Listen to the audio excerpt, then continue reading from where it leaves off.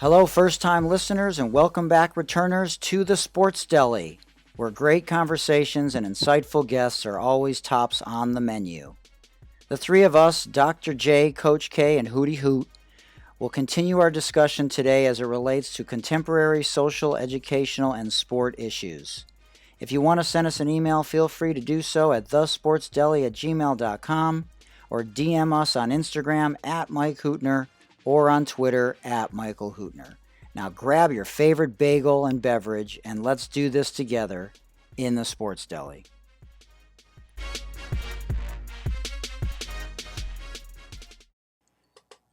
Hello everyone, and as I put my headphones on today on this historic day, and I just can't tell you how excited I am, how proud I am, how hopeful I am regarding our new president and vice president-elect, Joe Biden and Kamala Harris.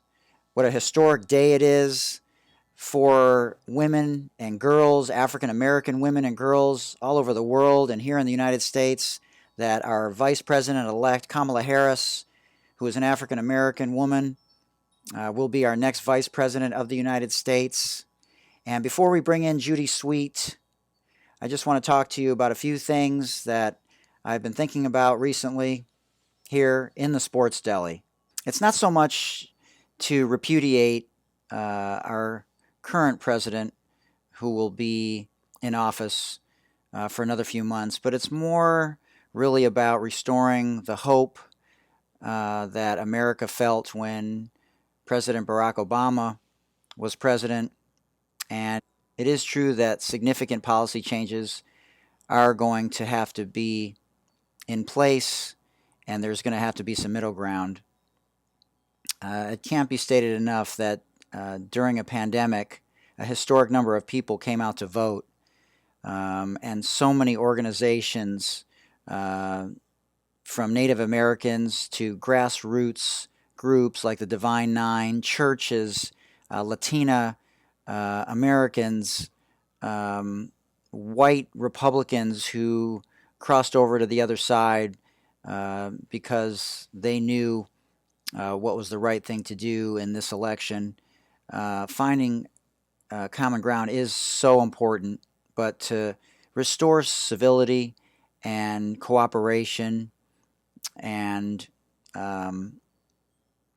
ultimately somebody that's truly going to represent all Americans is something that is so needed, and something that I know personally I felt when Obama was elected president during such a historic time for him, and when Joe Biden was vice president. People that are a lot smarter than me have talked about how he's been able to, for so long, work across the aisle, and as our current president has said on so many occasions, that he's been in politics for 47 years and hasn't been able to get anything done. Well, Mr. President, he's gotten it done, and I don't think we can overstate enough how significant it is also that he had the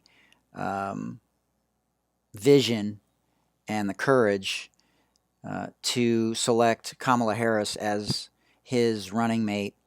And what a beautiful day for all girls like my daughter in America,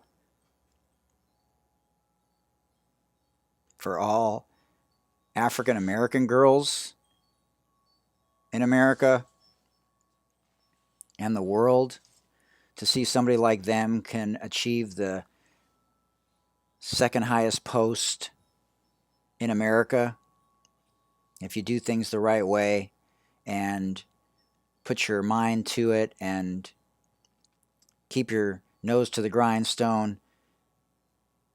And it's just an amazing day for the world.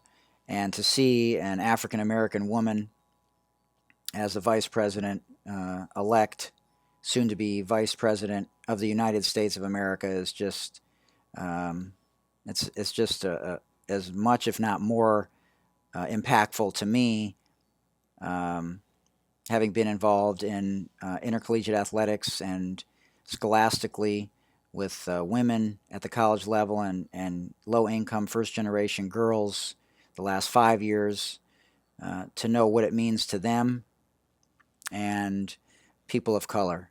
So congratulations to those two, but in particular Kamala Harris. And, Kamala is also representing so many other things, with step families and overcoming systemic racism herself. And it's just an incredible historic day for not only all Americans, but especially young girls and young African American and black girls everywhere. I think Biden's empathy was really critical in this election, and it definitely won out. He lost his first wife and daughter, later his son, and I think people felt that he was genuine, even if they disagreed with his policies, and it resonated with Americans. And I think that's a big reason as to why so many people want to restore what we had previously, even if there's a difference of opinion in terms of how to get there or with policies. I have a grandmother and a late grandfather who were Trump supporters. Even in this current election, I have a neighbor who I love dearly, who is a Trump supporter and a diehard Republican. And that doesn't change the fact that we're still friends and family, and there can be civil discourse and agree to disagree on specific issues on how to get there. But the way that we've been going for 4 years, as I heard them talking about on CNN today, when you're continuously having your head banged against the wall, it's really difficult to think clearly. And that's what I feel like has been happening. Our hearts have been punched. Our spirits have been completely attempted to be dispirited and bullied, conned, lied to. And although it does call into question how many people did vote for a racist, a flat-out racist, somebody who is beyond microaggressions. He just flat-out throws out aggressions, whether it's regarding Islamophobia or claiming that white supremacists are on an equal playing field with people that are not white supremacists, and the list goes on and on. But it's, I think, elation and relief at the same time. And I'm hopeful, and I want to think back of how I felt during the Black Lives Matter movement, during all the protests, and when so many white people were standing up for social injustice and systemic racism and inequalities. And it is time now, because both Democrats and Republicans are at fault for the systemic issues that we've had in this country, from the problems in our prison system to economics to education, police changes that need to happen. Doesn't necessarily have to be defunded, but there has to be policy changes. And so today reminded me of how hopeful I was when Obama was elected president and reelected president, and during the movement of how many, more than I ever remember, white people standing up and being the voice for what is arguably the most important challenge in our country, which is systemic racism in this country. I'm disappointed in a lot of athletes to bring this into a sports perspective. Brett Favre, Tom Brady, who was my hero in so many ways, and I think things like this bring out people's true colors. um, rich white owners in many cases who refuse to come out and say Black Lives Matter, like the owner of the Cowboys, Jera. And Tom is one of those guys who I'm so disappointed in. I don't care about your private conversations. I don't care how much you've helped Antonio Brown get a second chance. I don't care that you got 6 rings. Really, when it's all said and done, the fact of the matter is when it was your time to step up, when it was your time to support Colin, when it was your time to, as the face of the NFL, to say Black Lives Matter, you didn't. You skirted around the issue. You showed your white privilege, and it's so beyond disappointing. And you're not alone in your thinking, and maybe you think you're doing things in your own way, but in my opinion, it wasn't enough. Jack Nicklaus, as great as he was, Greg Anthony, African American, former basketball player and analyst on television, Jay Cutler, former quarterback among other teams with the Denver Broncos, Herschel Walker, phenomenal athlete, maybe one of the greatest athletes of all time in terms of athleticism. Some of the things that I've heard him say, just completely refuting some of the plights and challenges and systemic issues of his own people, and going in a different direction, supporting the current president. And again, not necessarily because of their views, but again, because their unwillingness to say Black Lives Matter and get out there, even if there's a difference in policy, to stand up for systemic racism. Now, having said that, I am proud of so many, and I'm sure I'll miss some, but, J.J. Reddick, I've heard him many times on many podcasts. He's a veteran in the NBA. For those of you that don't know, he's white. He played at Duke. He was hated. He reinvented himself athletically. He's reinvented himself in terms of this platform that he has to talk about systemic racism and Black Lives Matter and this racial reckoning. Obviously, LeBron James, what he's done for African Americans, not only in Akron, but what a great man he is, what a great husband he is. You never hear about him besides whining a lot of times when it comes to, things on the court, but just off the court, how he's going to be remembered as someone who did things that were so far beyond basketball, along with Steph Curry. As much as you might disagree with Charles Barkley about a lot of things, how he's been outspoken. Kenny Smith, Shaq, what LeBron, going back to him, has done for minorities in his area and education, guaranteeing them a place in college if they graduate. Morethanavote.org, his website, that has done so many other things besides just getting the word out on voting, but with businesses and paying fines for felons so they could vote, and being exhausted, that so many people have talked about as being an African American, having to walk out of your house and look over your shoulder and wonder if you're going to get pulled over, and if you do get pulled over, how you're supposed to behave, and the talks that African American moms and dads and aunts and uncles and grandparents have to have with their kids and nieces and nephews and grandkids because of the color of their skin. And the fact that I feel more hopeful that we're going in a different direction as a result of this election, as I did with the Obama elections, it's a great day. The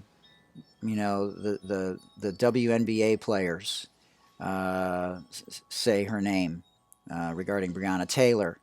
The sorority of sisters, what the WNBA did during this pandemic, putting their health on the line, not getting the money, not getting the same respect, not having the virtual fans that other sports, even wrestling, had during this pandemic.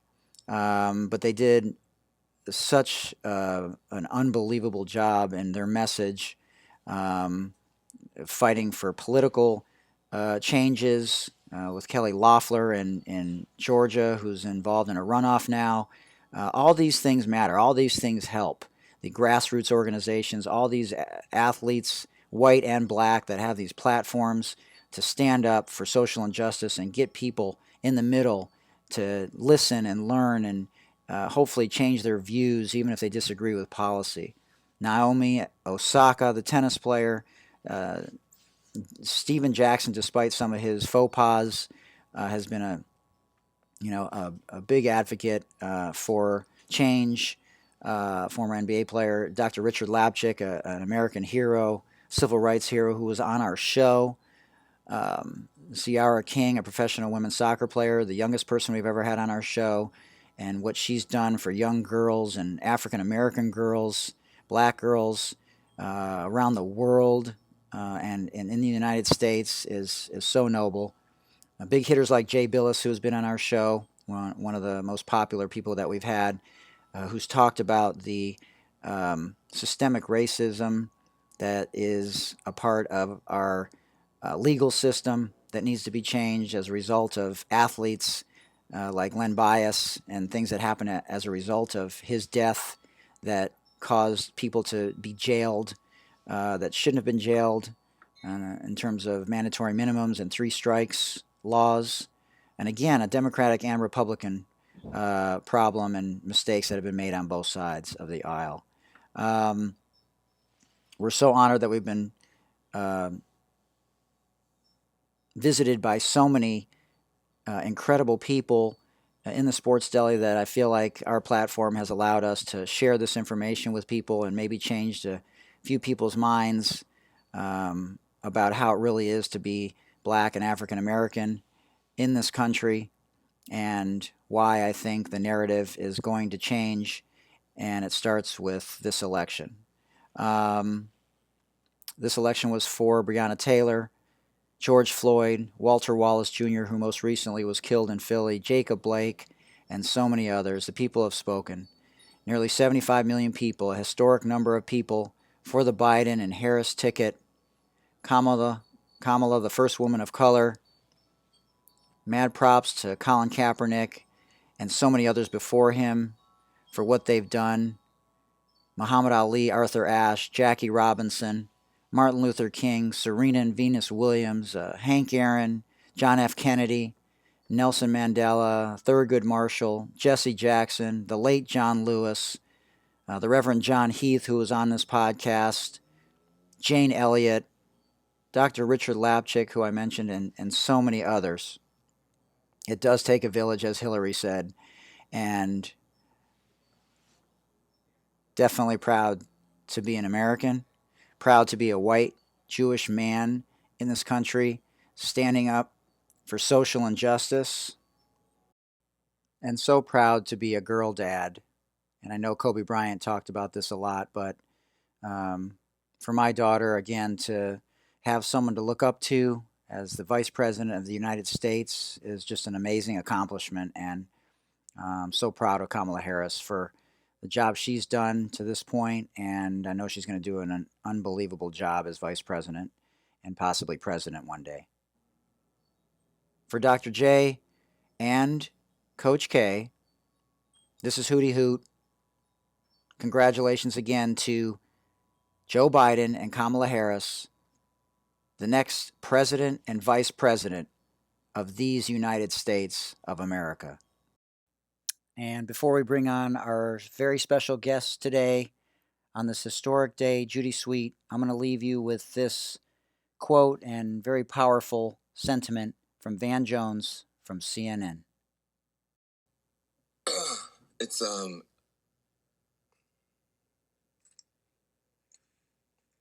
well, it's easier to be a parent this morning. It's easier to be a dad. It's easier to tell your kids character matters. It matters.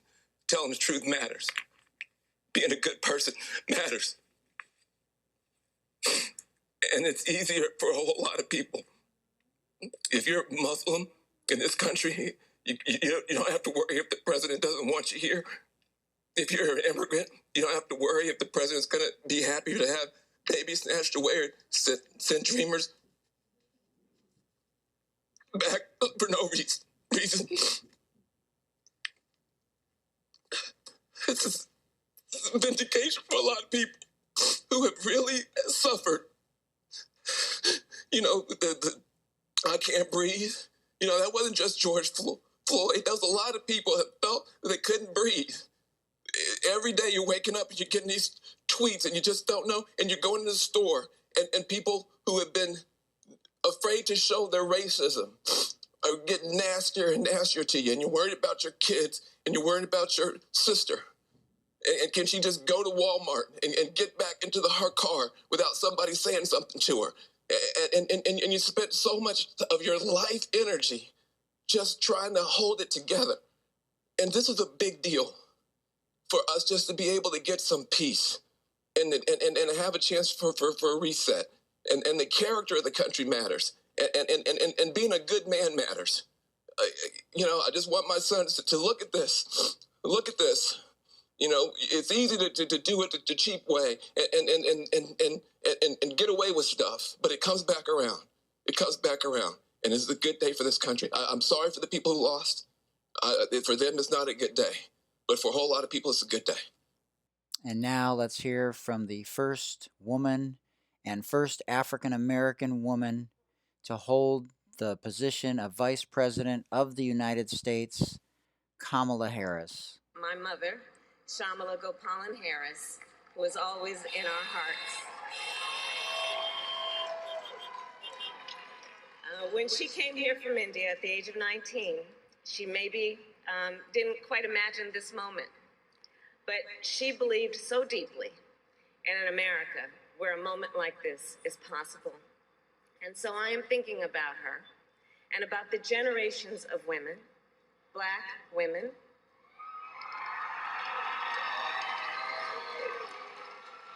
Asian, white, Latina, Native American women,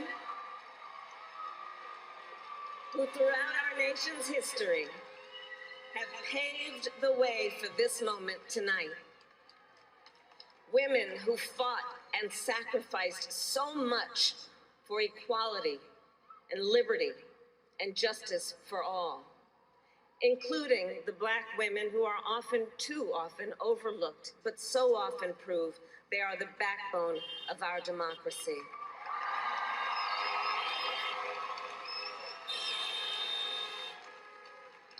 All the women who have worked to secure and protect the right to vote for over a century, 100 years ago with the 19th Amendment, 55 years ago with the Voting Rights Act, and now in 2020 with a new generation of women in our country who cast their ballots and continued the fight for their fundamental right to vote and be heard.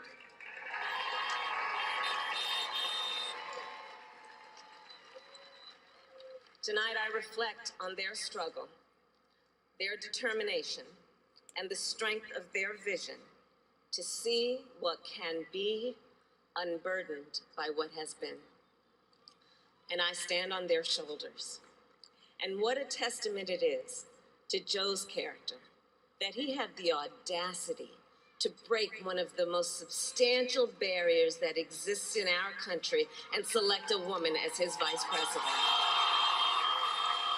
But while I may be the first woman in this office, I will not be the last. Every little girl watching tonight sees that this is a country of possibilities. And to the children of our country, regardless of your gender, our country has sent you a clear message. Dream with ambition, lead with conviction, and see yourselves in a way that others may not, simply because they've never seen it before. But know that we will applaud you every step of the way.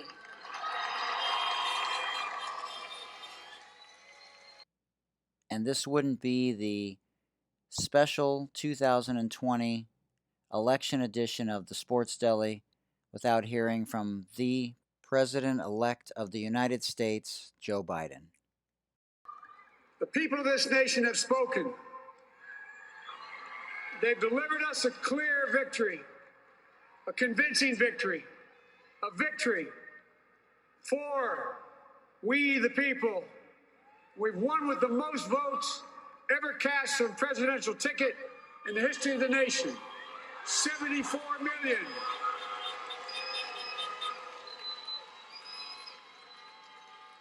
What I must admit has surprised me. Tonight, we're seeing all over this nation, all cities and all parts of the country, indeed across the world, an outpouring of joy, of hope, renewed faith in tomorrow, bring a better day. And I'm humbled by the trust and confidence you've placed in me. I pledge to be a president who seeks not to divide, but unify. Who doesn't see red states and blue states, only sees the United States. Let us be the nation that we know we can be. A nation united, a nation strengthened, a nation healed. The United States of America, ladies and gentlemen, there's never been anything we've tried we've not been able to do. So remember, as my grandpapa, our grandpapa said when I walked out of his home when I was a kid up in Scranton, he said, "Joey, keep the faith." And our grandmother, when she was alive, she yelled, "No, Joey, spread it. Spread the faith. God love you all. May God bless America, and may God protect our troops." Thank you.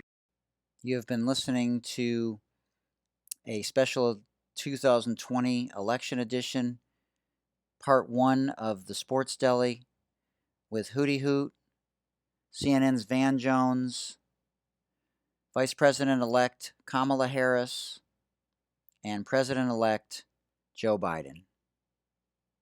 You can always reach me at thesportsdeli@gmail.com or on Instagram at Mike Hootner or on Twitter at Michael Hootner. Now hit the pause button if you need to.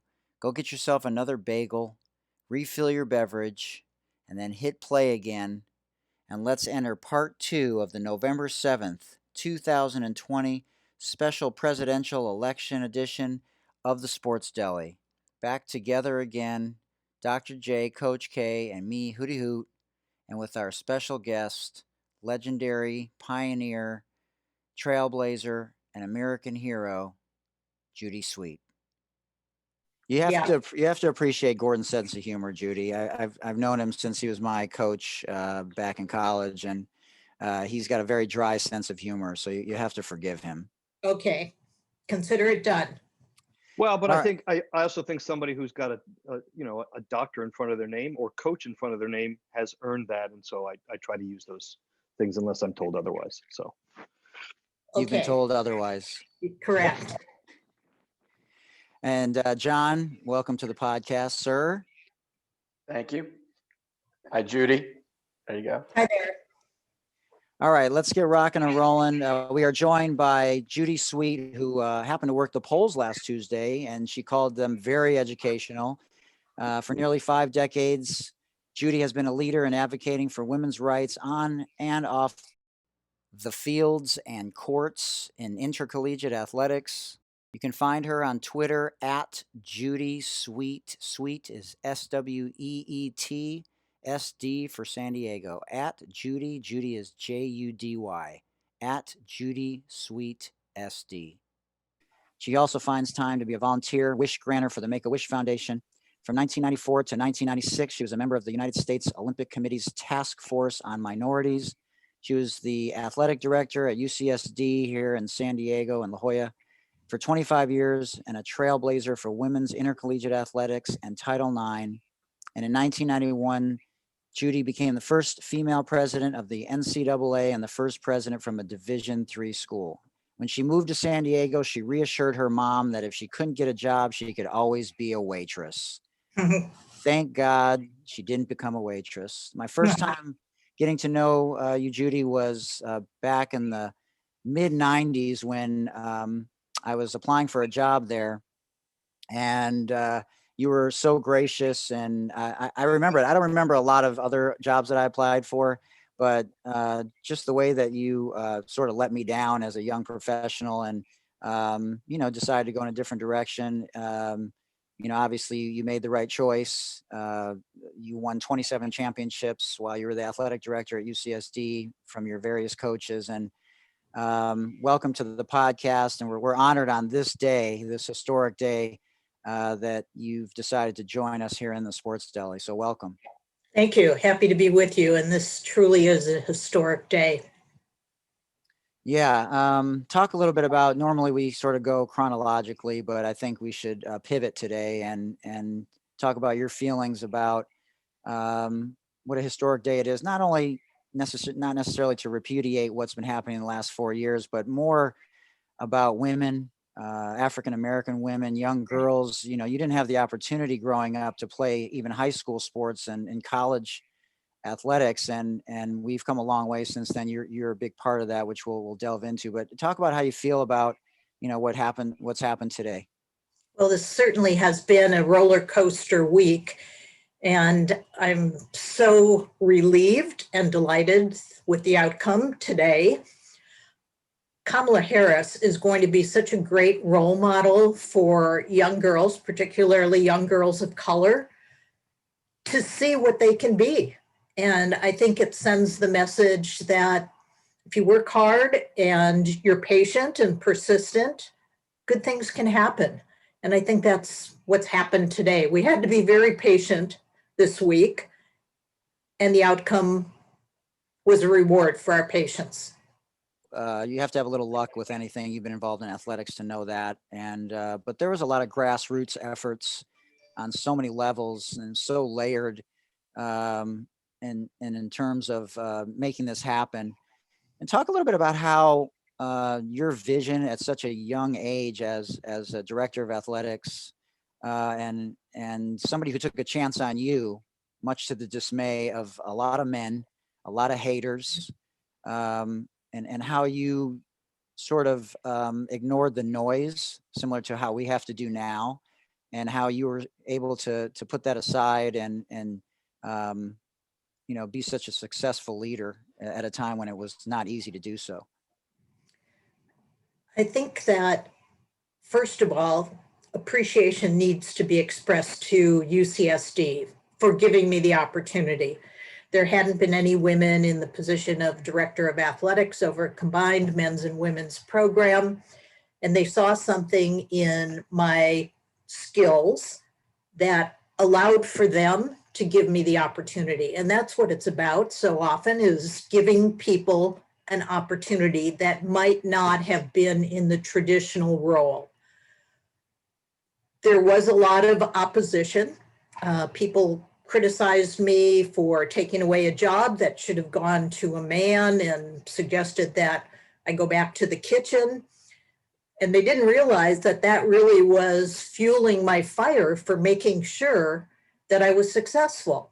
And I knew that if I wasn't successful, that would make it easier for others in the future to say, well, we gave one woman an opportunity and she didn't get it done, so we're not going to give any more women that opportunity.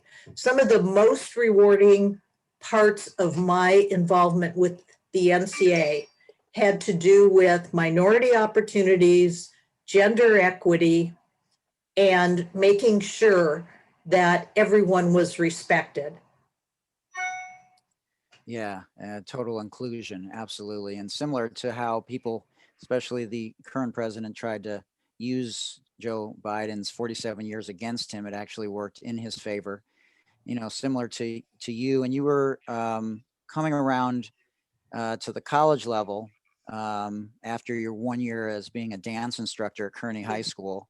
At a time of Title IX, and Title IX is something that even a lot of administrators now, student athletes, don't understand the significance. They don't even know who the representative is at their respective colleges and universities.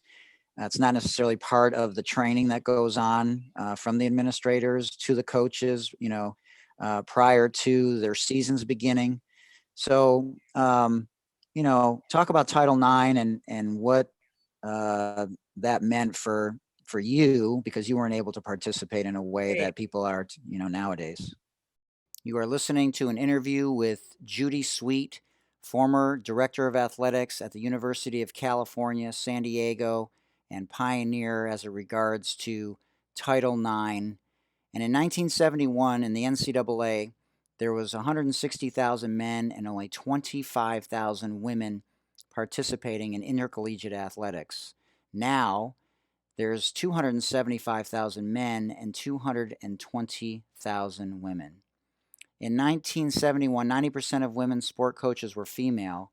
However, in 2017, at last report, only 43% were women in terms of coaching women's sports. Muffet McGraw, the former Notre Dame head women's basketball coach, talked about this, and she was making the point where men typically will refer and make calls on behalf of other men's coaches, whether they're qualified or not.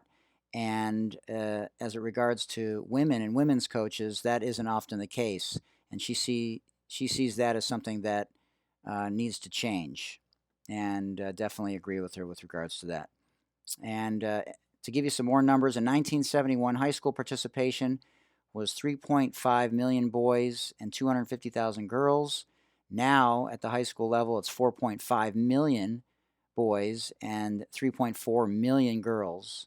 And so girls have about 42% of the high school opportunities compared to their male counterparts. So it's improving. And in college, it's 44%. Young girls between 6 and 10 play 10% less than boys, and boys play two sports at a higher rate, 47% for boys and 29% for girls. Girls of color, the percentages are even lower, and the dropout rate is much higher in urban areas as well as for the LGBTQ community. So we have to continue to make strides in those areas.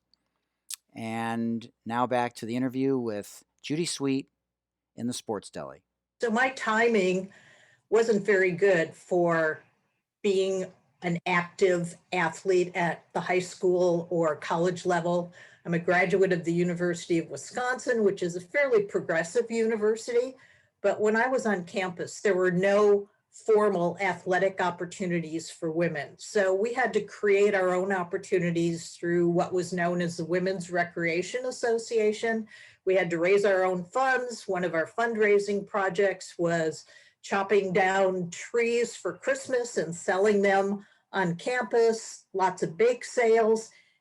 And when we look at where female athletes are today, it's hard for people to realize that opportunities haven't always been there.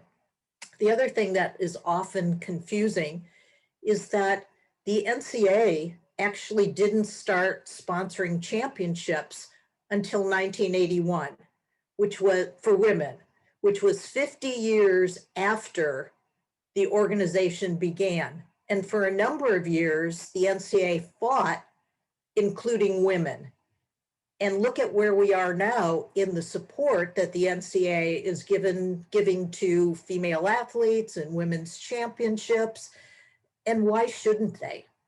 Why shouldn't they? A lot of people feel that Title IX has hurt men's athletics, and that was one of the reasons that the Ncaa was against including women. That hasn't happened. We can talk about the growth of men's athletics. We can talk about the growth of budgets, which is astronomical.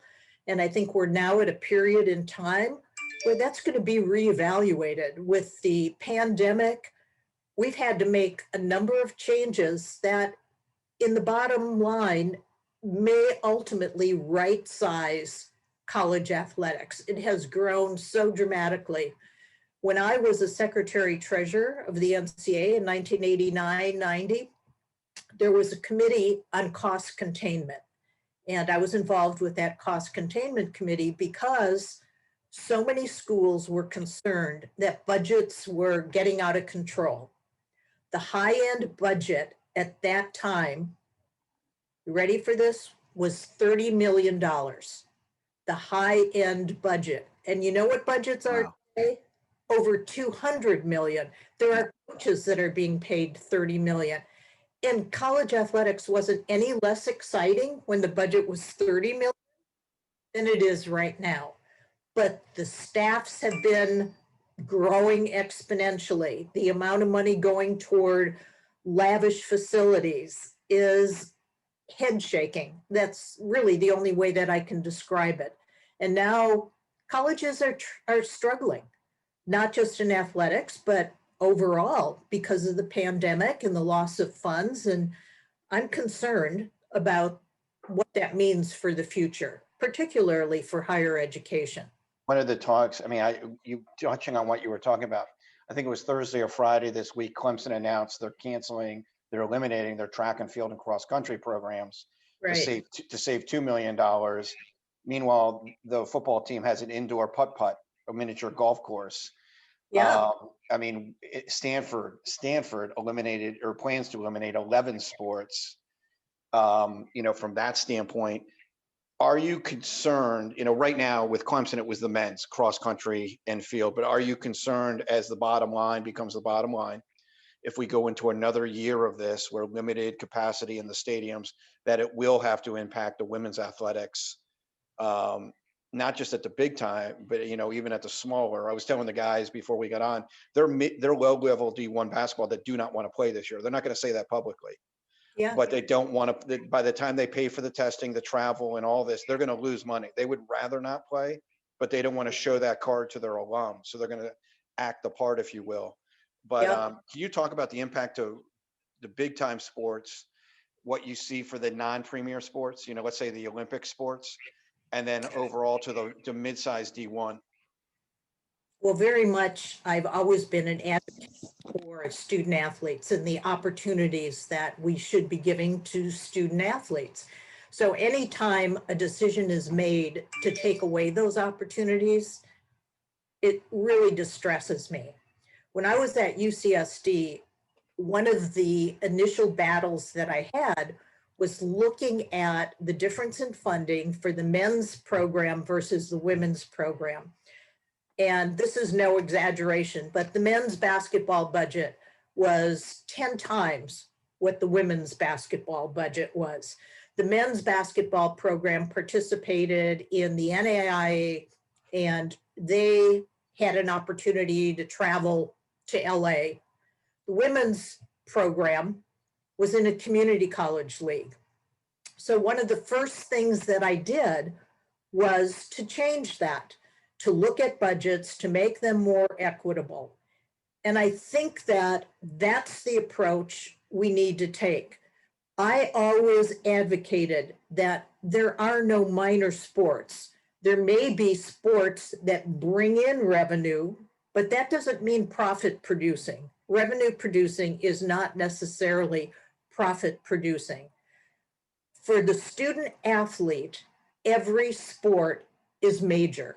There's no such thing as minor sports. It's as important to the cross country participant to have that opportunity as it is to the football participant to have that opportunity.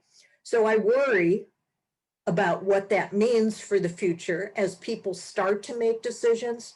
When we were faced with budget crunches, and we had several of them, our goal was to look at the whole program and collectively come up with ways that we can continue to support a broad-based program.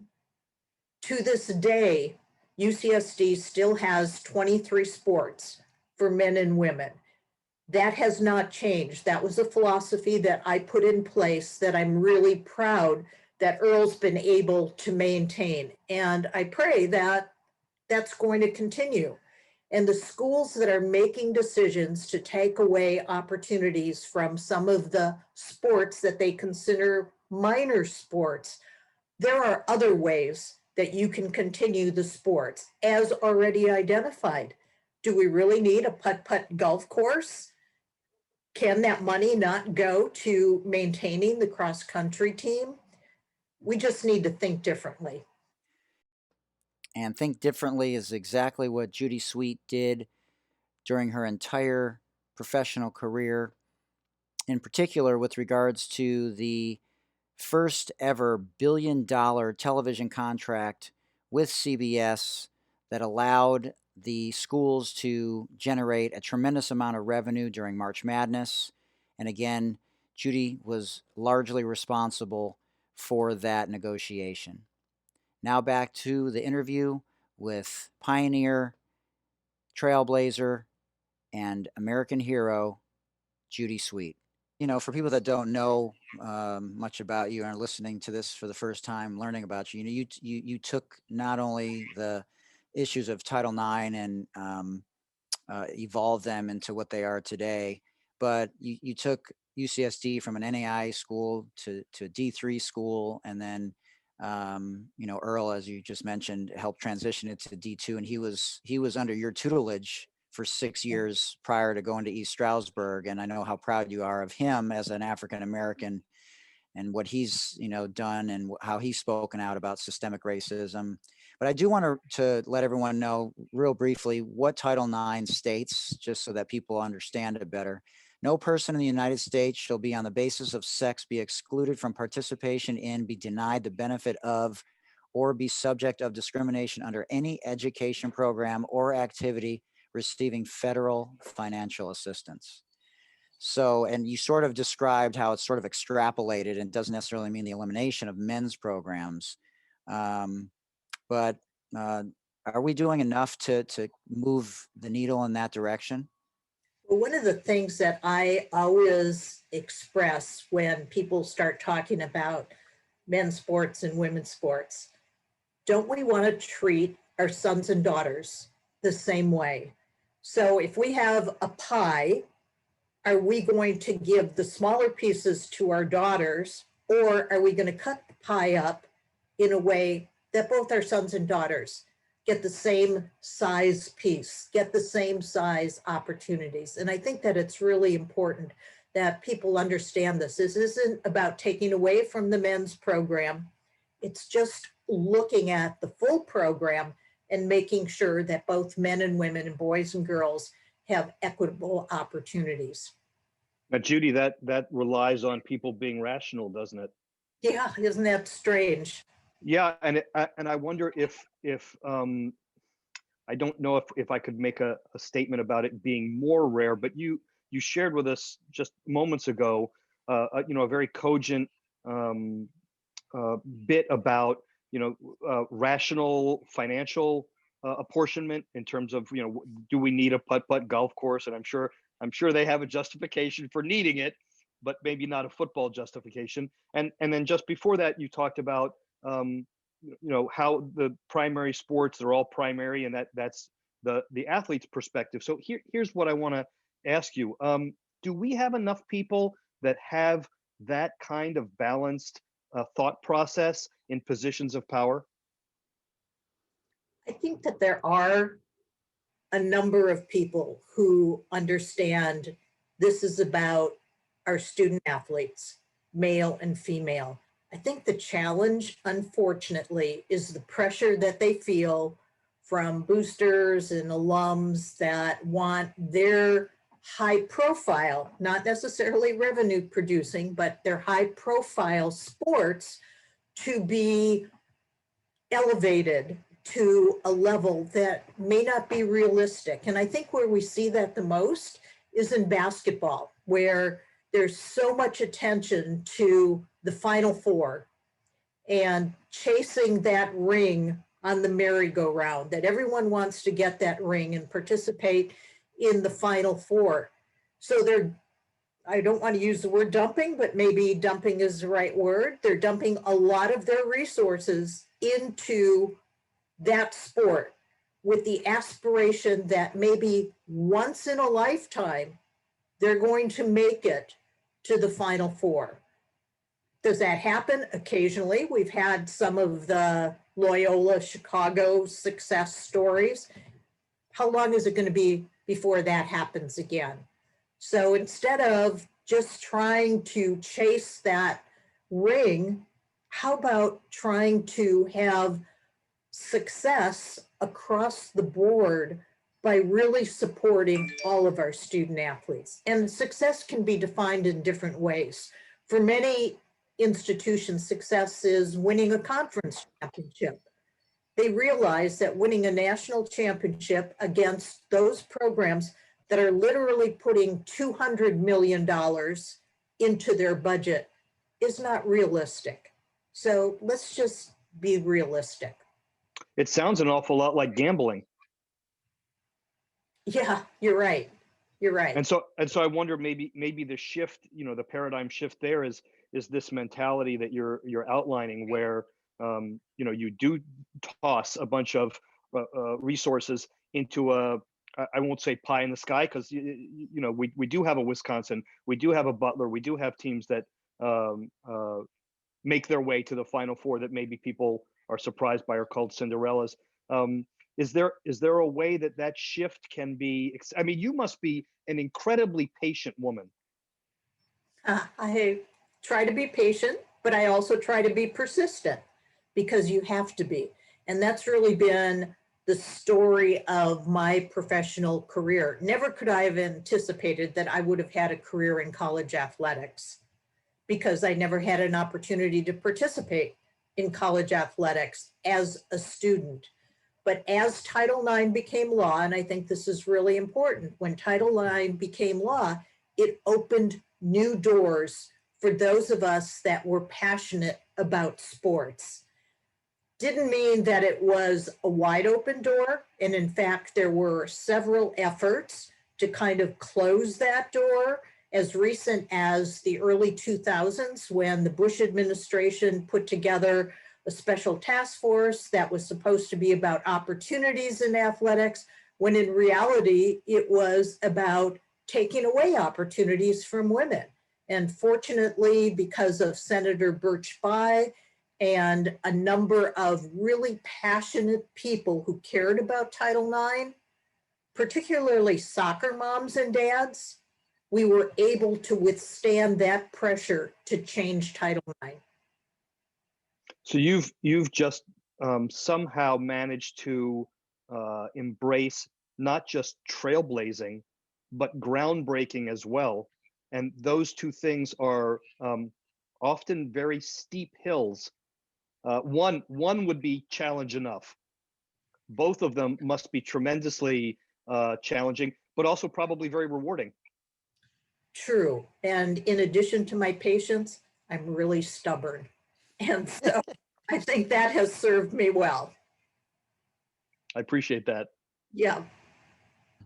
Judy, I was going to ask you another way. Do you think, with everything going on, if it was easier than it is, that a lot of low Division I conferences, teams with low Division I athletic programs would move down to D3 right now? If they could get, on a politically, if they could explain it, but if conferences as a whole that are just, maybe they don't have football, if they have football, it's at, they're losing revenue. And now with what's going to happen, because the potential of lack of revenue from the NCAA tournament once again, or really scaled back, and the pay games are going out the window, from that standpoint. I think there may be a few changes, but I'd be very surprised. There's this prestige that people associate with being Division I. And I think that they're going to try to hold on to that as long as they can. But when you see that there's the potential for a university closing its doors, hard decisions are going to be made. And athletics, while people claim it's the front door of the university, if there's no university, it doesn't make sense. Yeah, you're right. It doesn't make sense. And so it's very important that a lot of things are taken a look at right now. And some hard decisions are going to have to be made, and leveling the playing field, it has never been more at the forefront than it is now. And this is probably a great opportunity to do that because of the challenges that we're faced with when it comes to this pandemic and what it's done for the universities and colleges in general, but for intercollegiate athletics as well. You're listening to an interview with Judy Sweet, former athletic director at the University of California, San Diego. And now back to the interview with Judy Sweet. Are you surprised at all, Judy, by how football has sort of created division? The SEC obviously is playing, and they're committed to playing, and that everybody you talk to who follows the SEC knows that they're going to play come hell or high water. And now I just out here in Washington, the Huskies tip-off against Cal has been canceled. Right. Do you think that there's some showing of true colors here about how people feel and believe in terms of athletics? Oh, no question. We've known that, and I think that the pandemic has just made that even more apparent. The difference in when schools started playing and the number of cancellations and postponements that have taken place, but they continue to play. And it goes back to the student athlete. What's in the best interest of the student athlete? And is this really the message that we want to communicate to them? That no matter what potential risk you might be subjected to, we're going to play. Yeah, go ahead, Gordon. Sorry. And so people might look at the NCAA and wonder why there's not more action on the part of the association. How would you educate that person about the NCAA's role and what their boundaries might be in a situation like this? One of the misconceptions about the NCAA is that the NCAA can independently make decisions, when in fact it's a membership organization, and the decisions are usually made by legislation, which is subject to a vote by the membership. We are in an unprecedented time, and there are some people who have criticized the NCAA for not saying this is going to apply to every institution that's a member of the NCAA. There are different things happening in different parts of the country, so I don't think that the NCAA is going to wade into that water. I think that they're still going to allow for individual institutions based on what makes sense for them to decide, are we going to play or are we not going to play? And we know that there have been schools, primarily at Division III or Division II, who have said, we're not going to play any sports this year. We're just going to back off. We're going to concentrate on staying healthy, and we'll see what happens in the future. But that hasn't really happened at the Division I level. Judy, are you concerned about the judge, jury, and executioner kind of philosophy that's been perceived or, even carried out by the NCAA? I don't know if you followed the UMass situation that happened recently with the tennis program. And, we're in a situation with men's basketball in particular, and Gordon and I coach college basketball. And you understand this better than both of us, but 3 years we've been waiting for an answer, and I know part of it is because of the FBI. But you have a situation where punitively UMass women's tennis has been given such a penalty for something that was self-reported, and this is just one example. But is the leadership going in the correct direction right now? When I see things like this, it's so disheartening, and it makes people not want to self-report. Yeah, I don't know all the details. I know a little bit about that situation, but just what you shared would cause me concern. The process is one of membership committees making decisions, but there should be some consistency. And based on what you just said, it doesn't sound like there's the consistency of the penalty being consistent with what the violation was. But there's a running joke that goes something like, Kentucky was caught for violations. It looks like St. Leo is going to get the death penalty.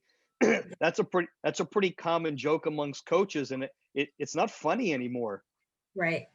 It's actually Jerry Tarkanian's line with Kentucky was found in violation, or Kentucky got in trouble, so they put Cleveland State on 3-year probation. That was the Jerry Tarkanian line. Right. And I think when it gets to the point where that's the public perception, you would expect that to be a catalyst for at least some vector shift in one way or another. And I haven't seen that. That doesn't mean it isn't happening. Do you feel differently, Judy? Well, I think transparency is really important. That was something that I advocated when I was athletic director and also when I worked at the NCAA. Don't be afraid to ask me why a particular decision was made. I want you to understand what went into making that decision. So even though you might not like the answer, I think it's really important for you to ask the questions so that you understand. And I think that ties in with the NCAA or college athletics, whoever is making decisions. Why? How did you arrive at this decision? Please help me to explain and understand.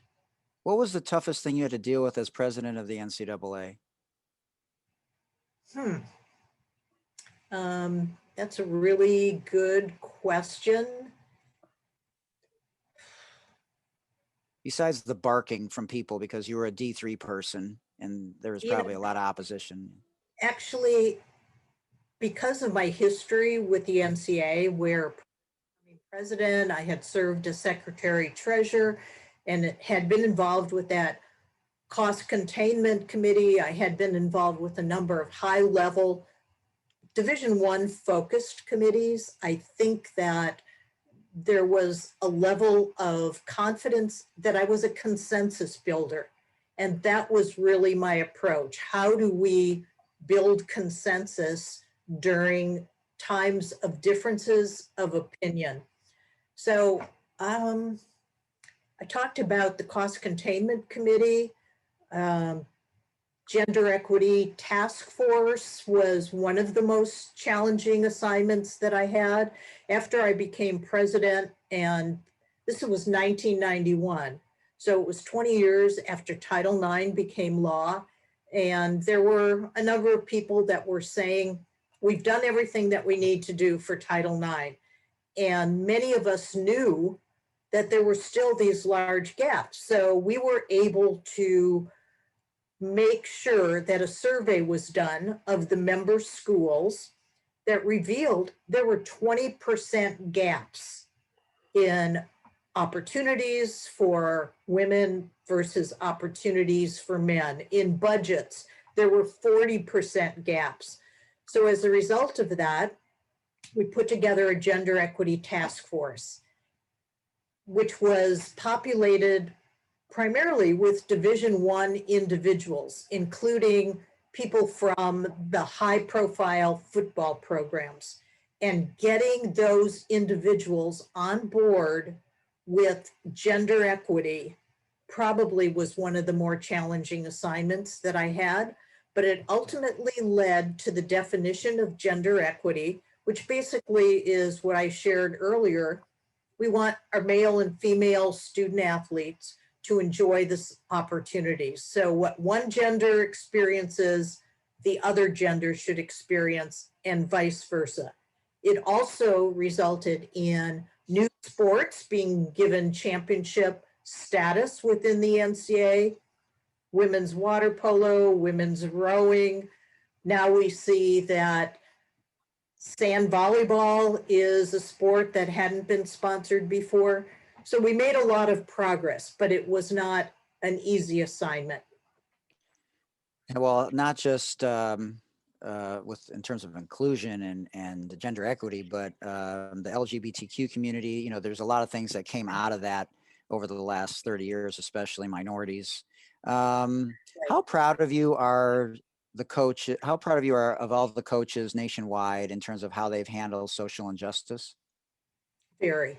The coaches and the athletes that have stepped up to say inclusion, diversity, equity, love, respect. It's a new era, and I'm so pleased that we will now have national leadership that is that philosophy. I think it would have continued to be a real struggle if there hadn't been the change that is about to take place. And I know that it means so much to the student athletes to have a voice and for the coaches to allow them to have that voice.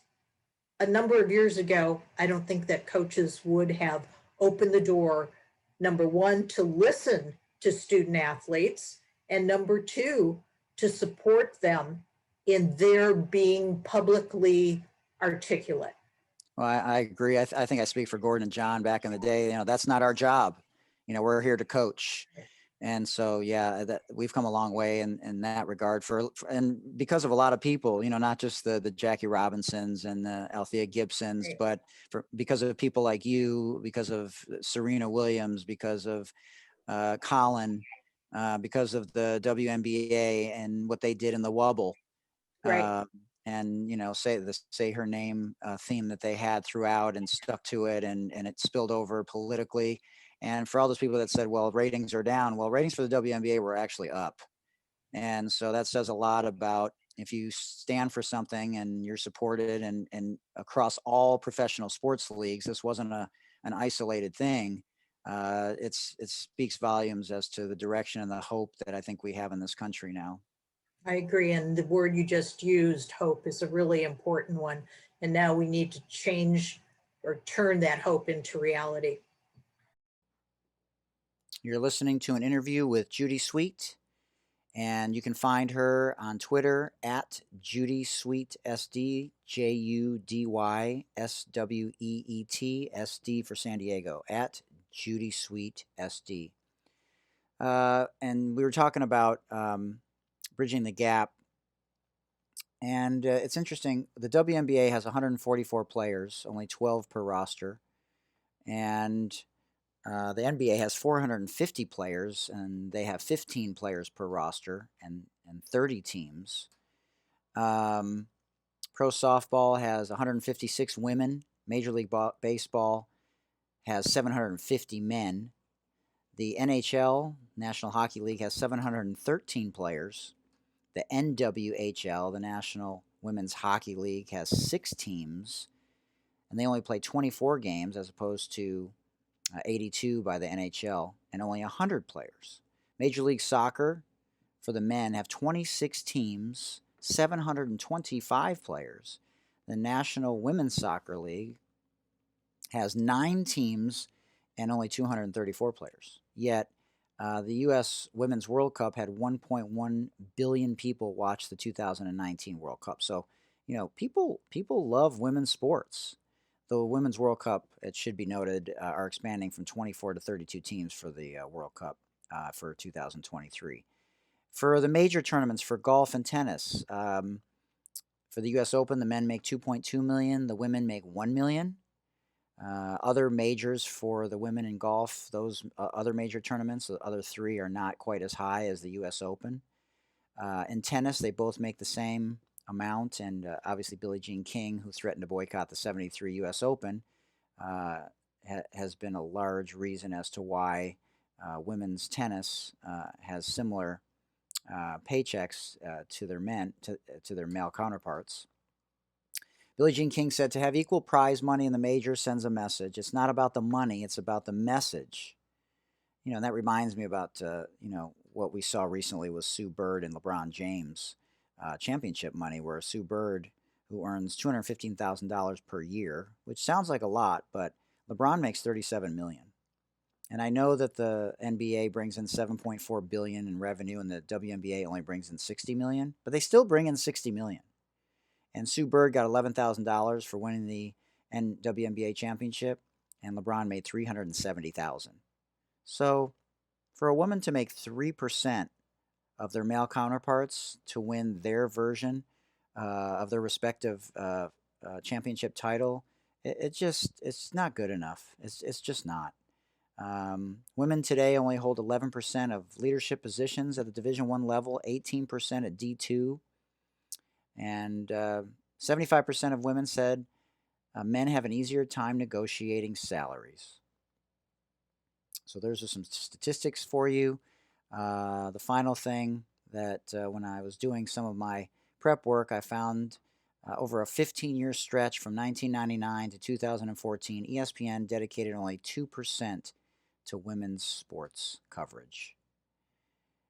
That has definitely increased recently, but when there's only less than 50% of participation from women, and we're approaching the 50-year anniversary of Title IX, there's a lot more work that needs to be done.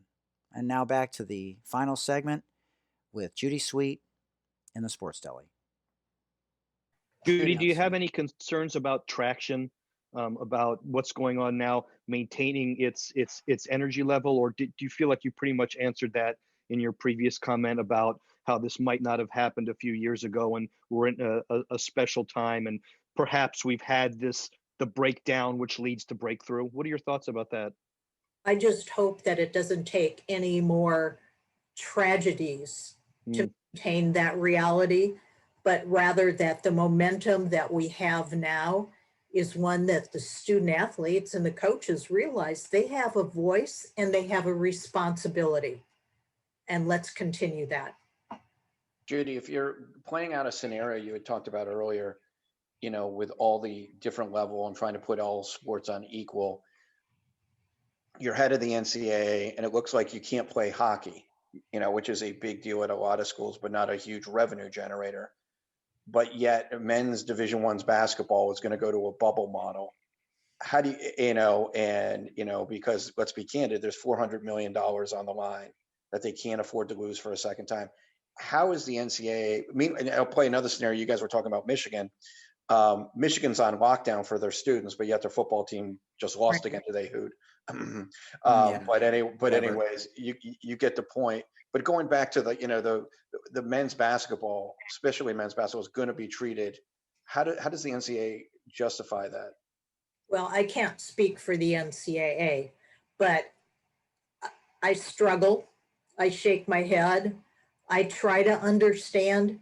And I think you hit the nail on the head with the financial piece of this, but I don't know. And quite honestly, I think that there is so much uncertainty ahead of us that nobody can predict what's really going to happen.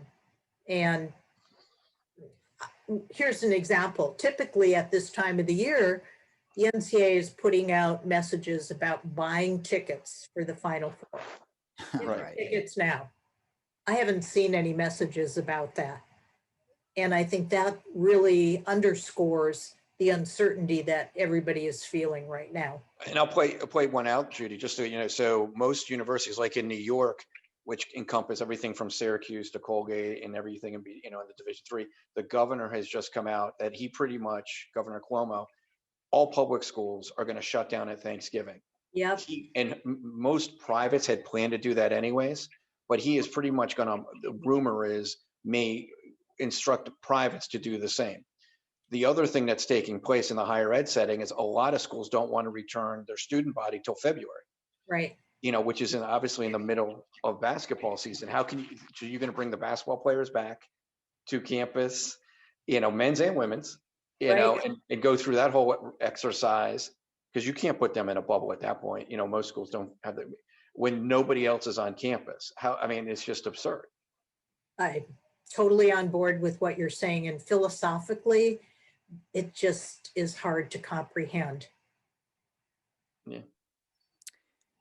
Judy, we have a this or that segment. It's sort of a fun little way to finish before we give you the floor and see if there's anything else that you want to share with the world.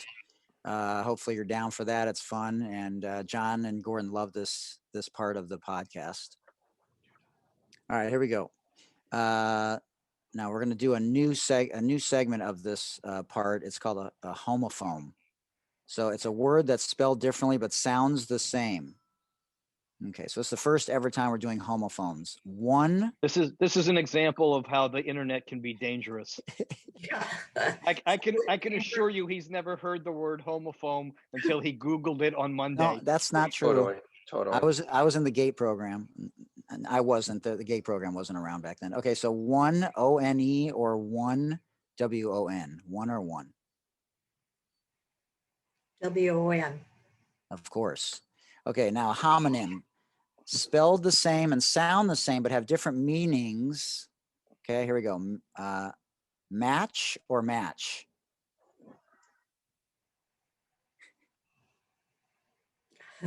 Matt. As in a game. Yep. Yep, there we go. Okay, perfect. Because you were an avid tennis player, right? You love tennis. Now it's pickleball. Now yes, pickleball. It's talk about getting traction. Pickleball is getting traction. I love pickleball.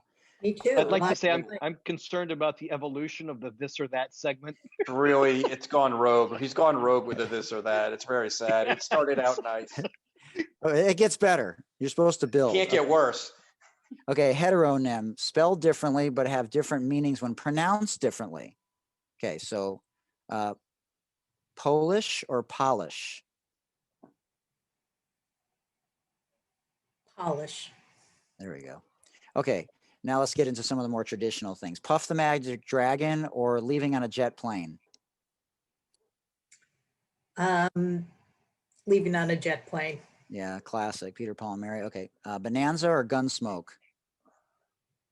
Bonanza. Honeymooners, I Love Lucy or I Dream of Jeannie? Lucy. Of course. All in the Family or Laverne and Shirley? Oh, that's a tough one. I love when they say it's a tough one. It is. I'm going to go with Laverne and Shirley because it's from my hometown. That's right. Very underrated show. Cheers or the Golden Girls? The Golden Girls. All right. I know many of them, and I may soon be one. Oh my gosh. I'd like to know why the this or that segment isn't more contemporary. Why are wait a minute. We're getting okay, there. Okay, all right, okay. Edit you have that to out. do some things from her era. Okay. Billie Jean King or Bobby Riggs? This segment will be epic. There we Easy. go. That's an easy one. What has been your relationship with Billie Jean? I've been in meetings with her, and I've been at events where she's been a keynote. I'm involved with the Women's Sports Foundation on their advocacy committee, and you know that Billie Jean started the Women's Sports Foundation. Right. So I'm a fan. Yes, well, we're all fans. Milwaukee, Wisconsin, or La Jolla, California? Now you have me laughing. La Jolla, California. Oh, wow. Okay. That's awesome. Johnny Carson or Merv Griffin? Johnny Carson. Vintage dial telephone or an old school pencil sharpener? Telephone. Yogi Bear or Goofy? Yogi. Pink Panther or Bugs Bunny? Pink Panther. Bob Uecker or Harry Carey?